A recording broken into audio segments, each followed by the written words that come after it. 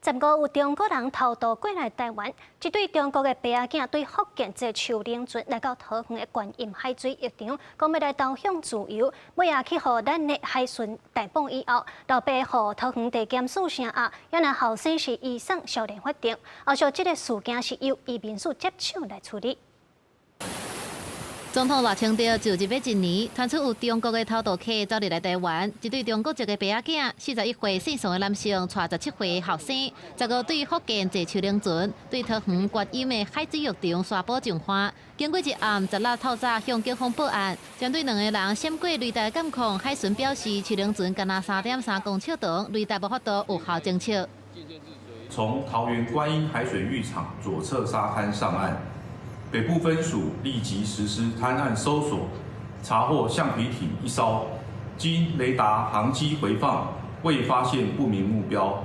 姓宋的男性伊号抓到了后讲，偷渡来台湾是为着要爱自由。经过桃园地检署的侦讯，检方已经声押姓宋的男性，原来伊未成年的后生是由法官接付海巡署，这个转交予移民署专勤队处理。海巡统计讲，今年发生偷渡案5件，38个人，其中当场查到4件，36个人。因为中国最近军演配合小型的目标偷渡，无排除是中国模糊地带的侵扰。原来桃园观音埔看作是解放军侵扰台湾，可能定足的14大红色刷布。 其中一个，外界关注这个偷渡案背后动机可能无单纯。如何透过 AI 自动的方式来过滤可疑的轨迹，来进行监控跟管制哈？我想这是台湾急需赶快投资建立的能量。刘毅认为讲，中国一直咧试咱方的反应能力，海巡应该赶紧强化海上收集情报的能力。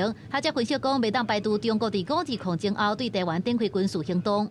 就如果说我们的侦测能力仍然没有办法完全突破的话，它甚至突破这个淡水河，继续往里面进发的台北市中心区进发的这种可能性。国防部17日发布讲，侦测到中国军机12架次，其中超过海峡中线进入北部、西南部甲东部的空气10架次，加上中国艦6架、公务船1架，继续侵扰台湾。敢是军演的报头，国军唔敢急放放，斟酌应付。公司新闻采访报道。